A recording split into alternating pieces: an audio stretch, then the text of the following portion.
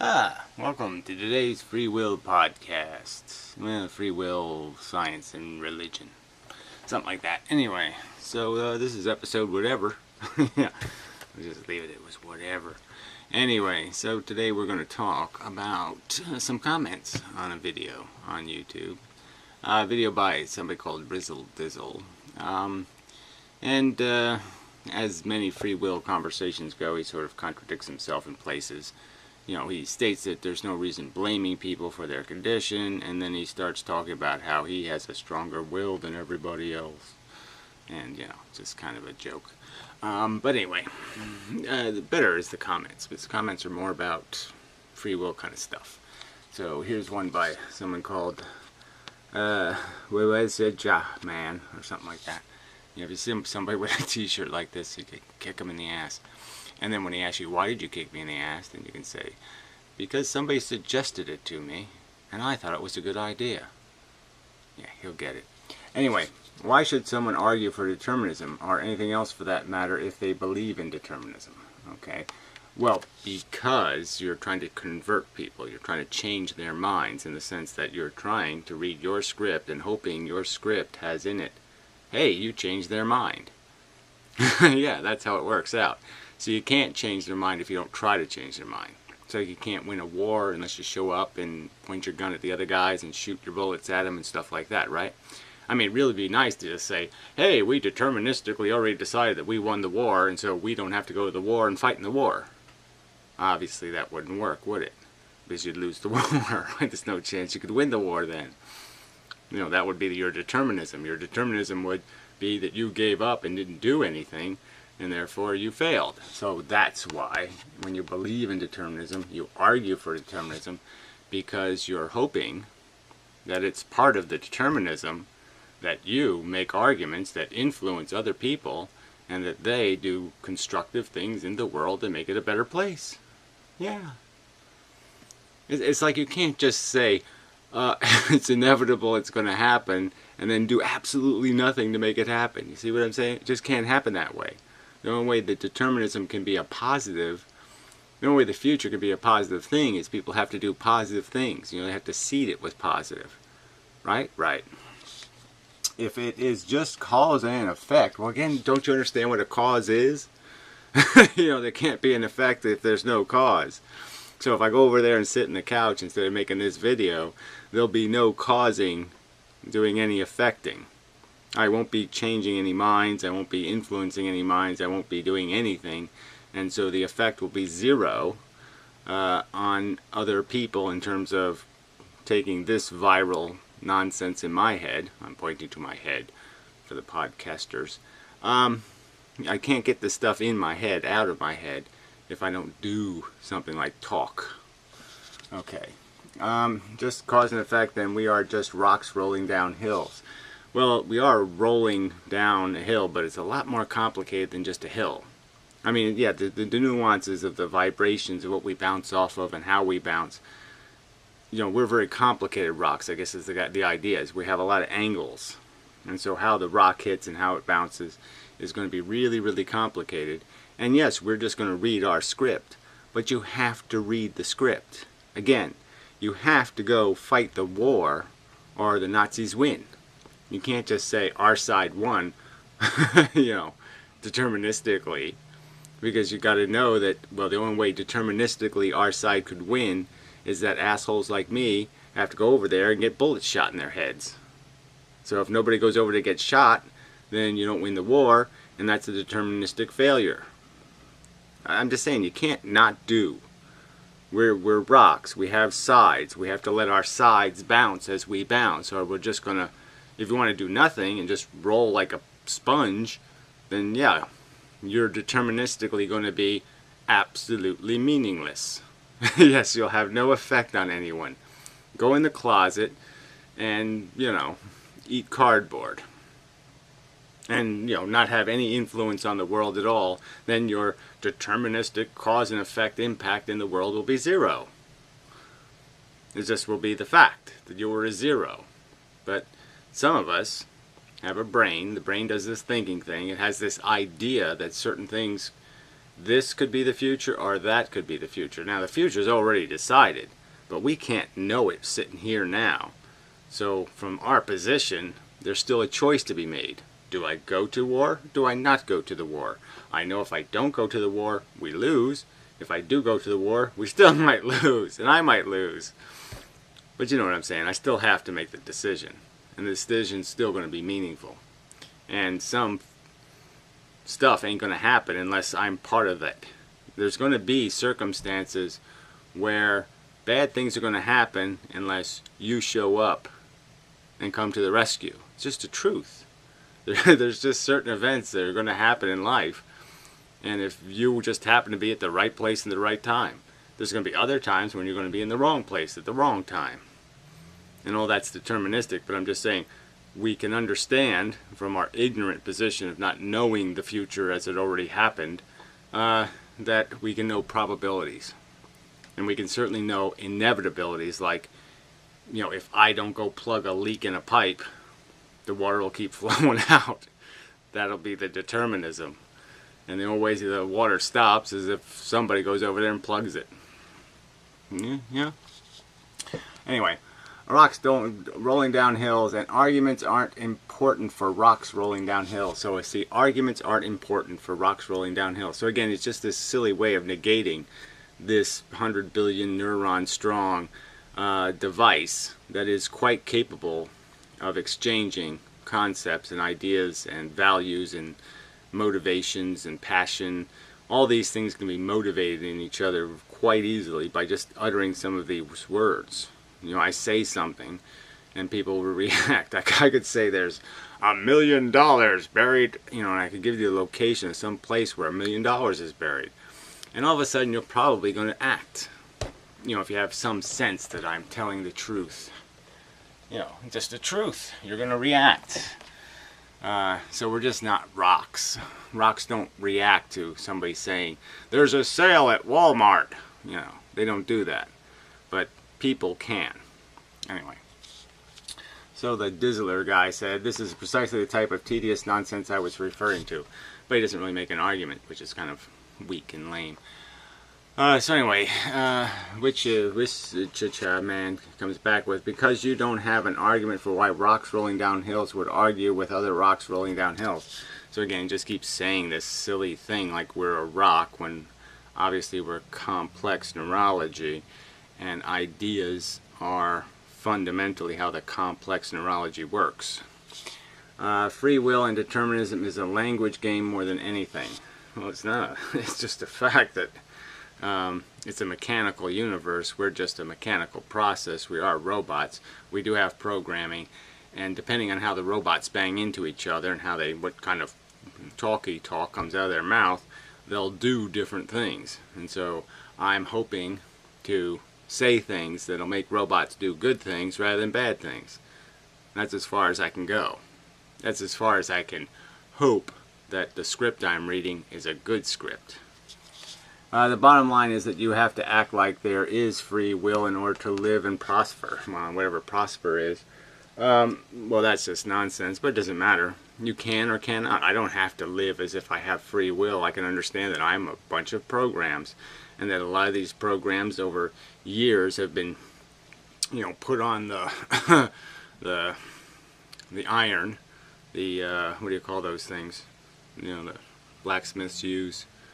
You know, those big, heavy, whatever, and it's been smashed and it's been worked, and it's, you know, these ideas in my head have been, you know, scrutinized, and they've been mashed through filters, and so yeah, I have a sense, an understanding, a perception that they're worth something because I've banged on them and they've held up, and they're seems like good stuff, and that's the only thing I care about in terms of this live and prosper shit. I just have to think, I've done my job, I'm doing the best I can, and I have substantially, you know, cleaned myself of, you know, overtly dishonest motivations.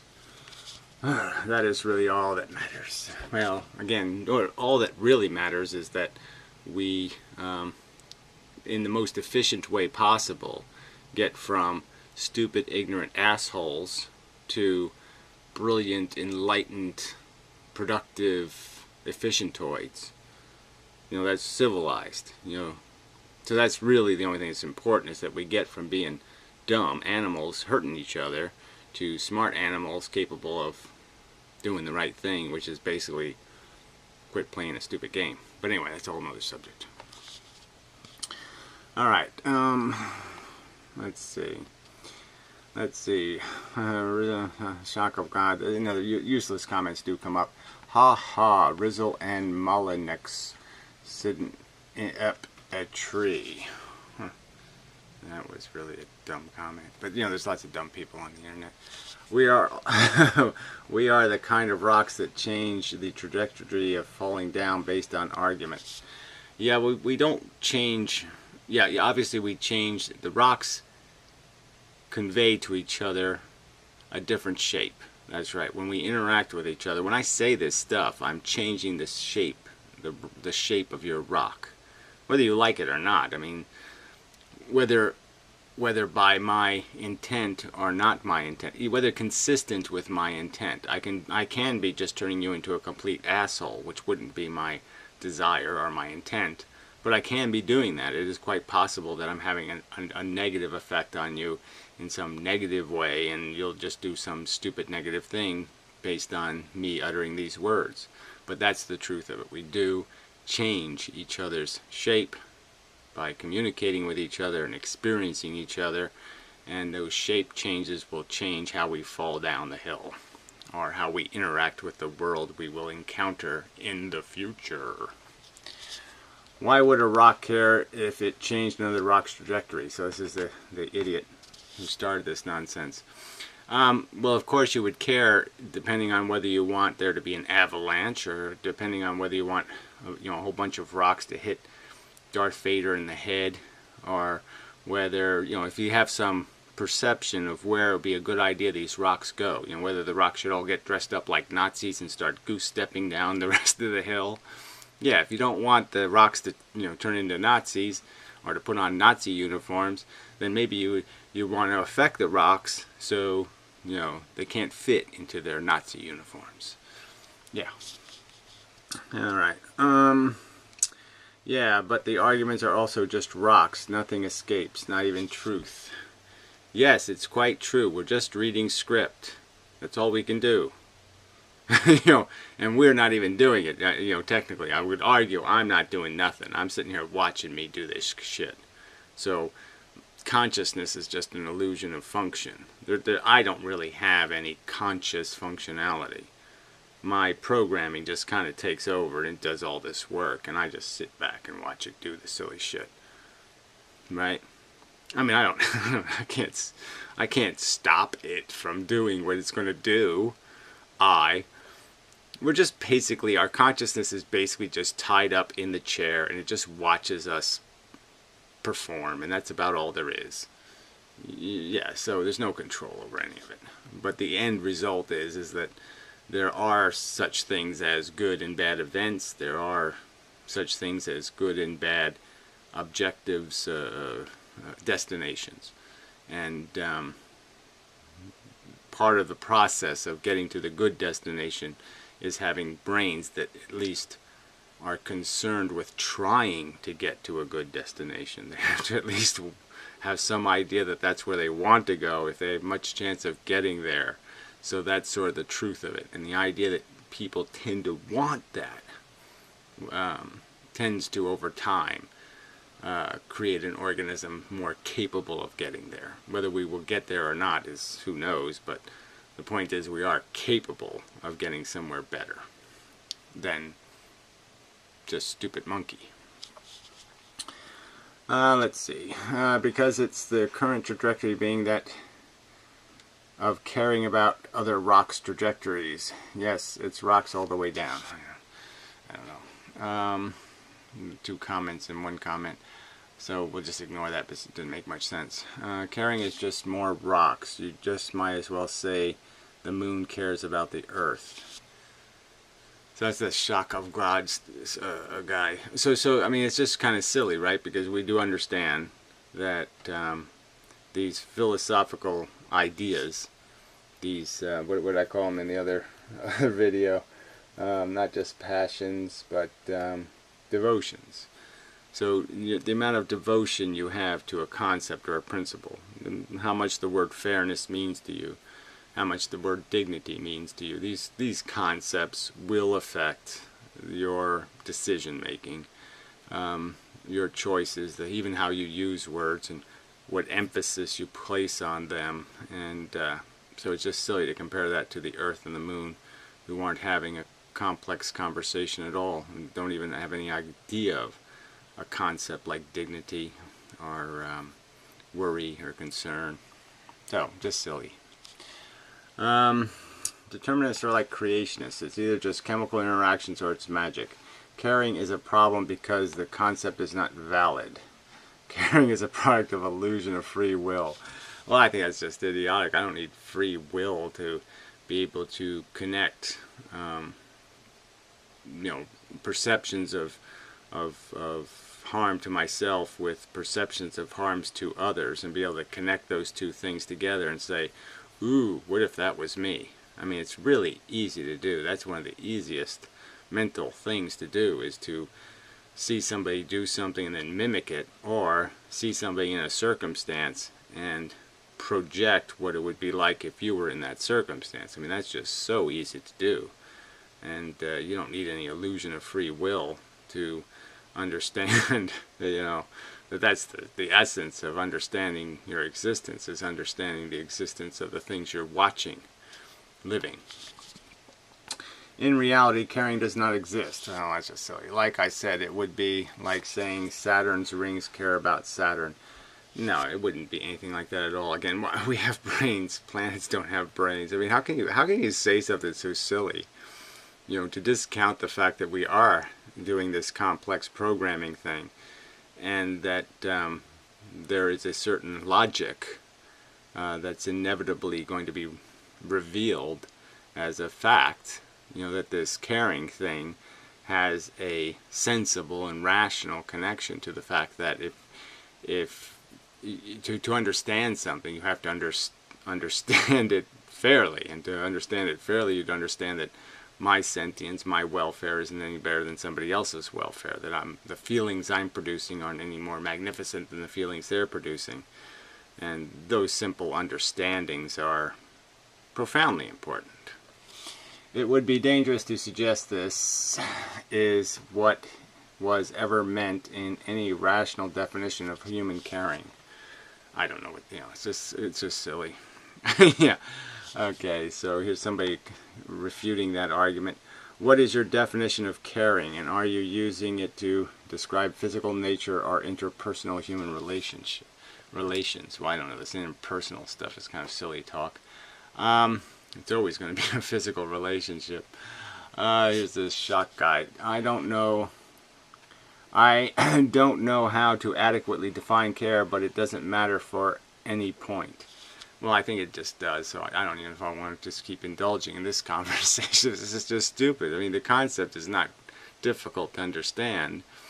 The concept is as basic as I have sensations that are abhorrent and repulsive. I can see those things happening to somebody else, and I can understand that that is bad.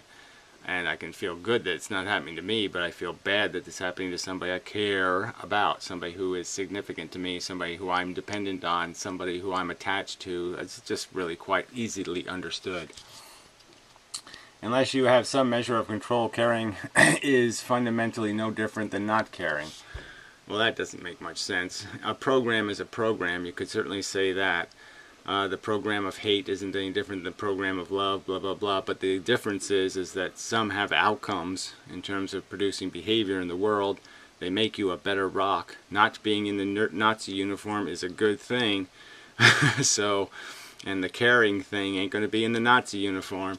If I was controlling your mind, body, and making you believe you care about something, you would not say you actually care about it.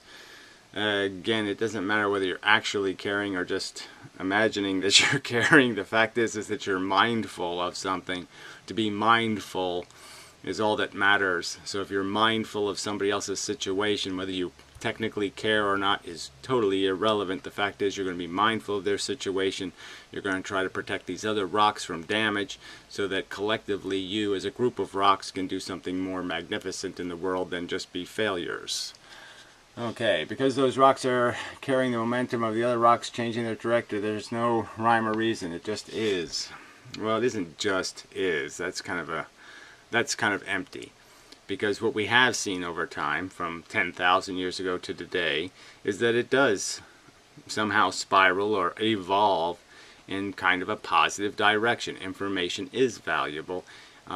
There is such a thing as enlightenment and context and growing appreciations and better understandings of the mechanism and who we are and what we are. And it changes how we're maturated, and it changes how we develop and how we are programmed. So it's a richer environment, a less cruel environment that we're maturated into, and we become capable of much more, I would say, rational appreciation for the world we exist in. I asked why a determinist would. Not sure the question you are answering. Again, why would a determinist? Why a determinist would? Yeah, we asked that question. I certainly answered it. Because it's in their nature to do so. It doesn't matter if it's important or not. Well, that's partly true. Natural hypocrites. Interesting. Natural hypocrites. How is it hypocrisy? Again, there's no hypocrisy in this simple recognition that if I don't go to war, the Nazis win. I do go to war, there's a chance they lose. That's not hypocrisy. Jesus Christ, fine, I will answer your dumb question. We argue determinism because we are for a variety of reasons. Specifically, there is no reason a determinist would not argue with other people. You are conflating determinism and fatalism. Yeah, I don't think there's really a conflation there, but I'm just saying the idea that it's determined, you have to recognize that it's determined that we will do a certain thing, and talking is one of the things that's determined that we're going to do, and talking having effect on somebody else is another determined fact. So it's just that fact. If I as a determinist I could actually rationally believe that if I don't go fix the leaky water pipe it will fix itself by determinism, well then yes, then I won't do anything. But quite obviously I know that determinism is that if I don't fix it, it will be determined that nobody fixes it and the water leaks out forever and blah blah blah. The universe will not be identical whether or not the two of us argue. Yes, it's very, see there you go. The universe will not be identical whether or not the two of us argue. The universe will not be identical. Just changing one or two words, right? I just say skanky cunt. Oops, I shouldn't have said that.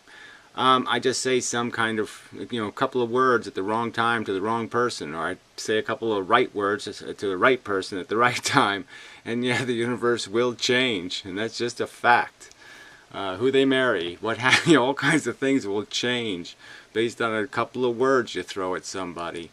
And that's part of the truth here. So we already know that. We know it's all determined. We know that it's inevitable I was going to say the words, but the point is that they do change things, and the point is that it's quite obvious if you don't say the words, that's a choice. There's no such thing as the non-choice. You will choose, and what you do will affect whether you choose to do nothing or not. Alright, so maybe I'll read a little more of this. How much time we got here? Oh, running down. The reason for arguing is the cause of arguing. The effect is the difference it will have on the people involved. Well, that's it. So it's really, it's not like you're doing something different than the determined impact, but it's different from where we're sitting. There's obviously a difference between me standing up right now and getting up and walking around, or me just staying in this chair. There's a difference. And both of those things are viable from my perspective, from what I know could be. Either one of those things could be, and one of them will be. And that's just the way it is. And we know that it's a different world depending on which one happens. Let's see, I was going to answer him, but your retort is sufficient. So, somebody's too lazy to add on. You could have added on there, buddy. So anyway, by that analogy, arguments like an external factor that changes the rock's path, like wind, rain, sinkholes. So, by the way, not believing in free will does not mean you believe in a deterministic universe. Oh, I don't know. That's kind of silly. Okay, you don't have free will, but so somehow everything about your brain is determined, and yet there's something outside your brain that's not determined? I don't think that's really possible. I mean, if there's something and not determined in the physical world, it probably has affected your brain. Believing in determinism of the universe means that the same exact cause will create an exact same effect. I don't know if you have to even go there. You know, determinism means is that it will happen as it will happen, and there really wasn't any something else was going to happen.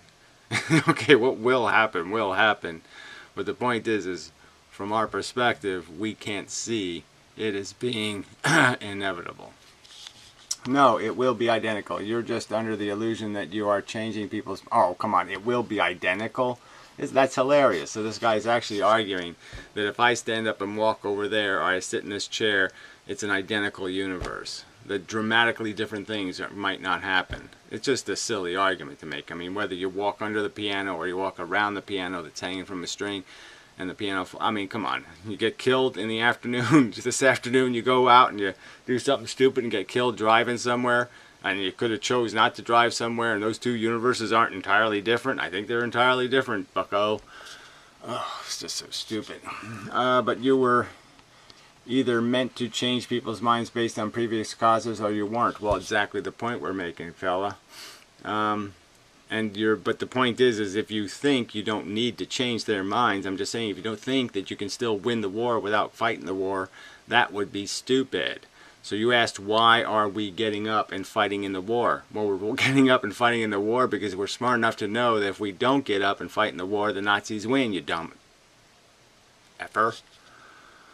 Do determinists really think they can change a cause and effect chain that started with the Big Bang while arguing that everything is cause and effect chain? Again, you're saying we're changing it. We're saying that we're making it happen. Okay, the idea is that we're changing from the default of us doing nothing or us doing no talking. You're saying, why are we talking? We're saying this is why we're talking, because if you don't talk, the Nazis win. That's essentially the analogy. You can't figure that out? Man, you're dumb. Like I said previously, it doesn't matter. I mean, it's just so stupid. Yes, it does matter. If nobody shows up to fight the war, the Nazis win. You can't figure that out? Wow, you're dumb. I've said it 5 or 6 times. Oh, that's right. You can't hear me. Alright, so anyway, we're running down to time here. 2 minutes left. What creates this external factor? I think the external factors would also have to be ruled by determinism. Yes, it's all deterministic. That's not the argument. We're reading a script. Everybody's reading a script. If the play will play out, you're asked, why does my script contain this? Say it to the man, you know, to fight the man. Why does my script say talk, change, do? Because my script has built into it a sense in my brain that if people don't do anything, if change doesn't take place, if no one makes these arguments and tries to restructure each other's nutsack, that we're all going to tumble down the hill in some horrible way. So if we don't do this better, we're going to make a mess. That's why. That's the perceived reality, and we're just hoping that deterministically reading this script will do something different. Yeah, something better than what it looks like it's heading for. So anyway, down to the last 50 seconds. So we'll have some closing music maybe, and leave it at that. So, till the next time, when I might get to the word well-adjusted. What the hell does that mean? That came up in this video, the word well-adjusted. That's kind of a silly pile of words, isn't it? What does that one actually mean? I probably could just keep doing some more of this. There is miles and miles of it. Anyway, but till the next time, this is podcast such and such, whatever, number, reference, doodah, doodah, and so forth. And so, yeah. Catch you next time and such.